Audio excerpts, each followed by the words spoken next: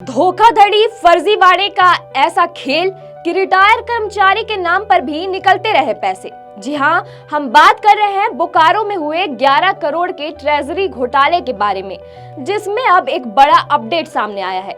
CID ने इस मामले के कथित मास्टरमाइंड कौशल पांडे समेत 4 आरोपियों के खिलाफ चार्जशीट दाखिल कर दी है। जांच में सामने आया है कि रिटायर और मृत कर्मचारियों के नाम पर फर्जीवाड़ा कर करोड़ों रुपए निकाले गए, जिन्हें सैकड़ों बैंक खातों में भेजा गया। आखिर कैसे हुआ ये पूरा खेल, कौन है इस घोटाले के आरोपी और सीआईडी को क्या क्या सबूत मिले, आइए जानते हैं इस रिपोर्ट में।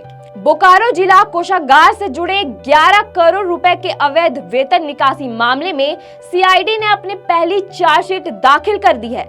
ये चार्जशीट रांची स्थित सीआईडी की विशेष अदालत में पेश की गई है। चार्जशीट में बोकारो एसपी कार्यालय की लेखा शाखा में कार्यरत सिपाही कौशल कुमार पांडे को इस पूरे घोटाले का मास्टरमाइंड बताया गया है।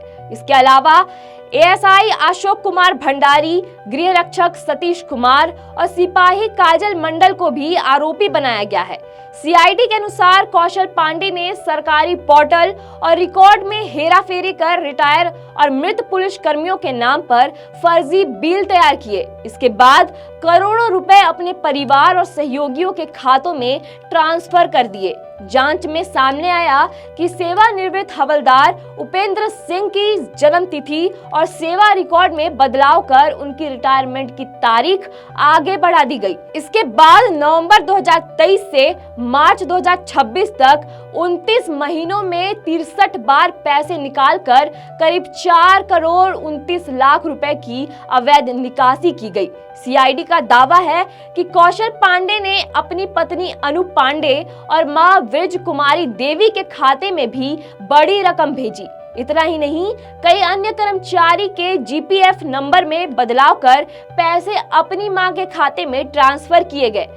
चार्जशीट में यह भी बताया गया है कि आरोपी डीडीओ को विश्वास में लेकर उनका ओटीपी हासिल करता था और फिर धोखे से जरूरी दस्तावेजों पर हस्ताक्षर करवाता था। इसी तरीके से लंबे समय तक घोटाले को अंजाम दिया गया। जांच में यह भी खुलासा हुआ है कि पहले अवैध राशि 21 खातों में भेजी गई और बाद में इन खातों से 600 से अधिक बैंक खातों में पैसे ट्रांसफर किए गए। सीआईडी की एसआईटी ने इन खातों को फ्रीज कर दिया है। गृह रक्षक सतीश कुमार के खाते में करीब 1 करोड़ 6 लाख रुपए के संदिग्ध लेन देन का पता चला है। आरोप है कि वह पैसे निकालकर नगद रूप में कौशल पांडे तक पहुंचाता था। वहीं एएसआई अशोक कुमार भंडारी के खाते और उसके जुड़े लोगों के खातों में करीब 1 करोड़ 11 लाख रुपए पहुंचाने की बात सामने आई है। सिपाही काजल मंडल के घर पर सीआईडी की छापेमारी के दौरान 8,75,000 रुपए के नकद बरामद हुए थे। जांच एजेंसी का आरोप है कि यात्रा मद की अवैध राशि उसके खाते में भेजी जाती थी। सीआईडी ने अदालत में करीब 25 गवाहों के बयान, फोरेंसिक ऑडिट रिपोर्ट, वित्तीय लेन देन की जांच रिपोर्ट और इलेक्ट्रॉनिक सबूत भी पेश किए हैं। मुख्य तथ्य लगभग 35 पन्नों में और केस डायरी 100 से ज्यादा पन्नों में तैयार की गई है। इसके अलावा आरोपियों की संपत्तियों पर भी कार्रवाई की गई है। बोकारो के तेलीडी इलाके में बने आलीशान मकानों और जमीन से जुड़े दस्तावेज जब्त किए गए हैं। साथ ही करीब 1 करोड़ 18 लाख रुपए की एफडी भी फ्रीज कर दी गई है। इधर हजारीबाग के 31 करोड़ रुपए के अवैध वेतन निकासी मामले में भी जल्द चार्जशीट दाखिल होने की संभावना है।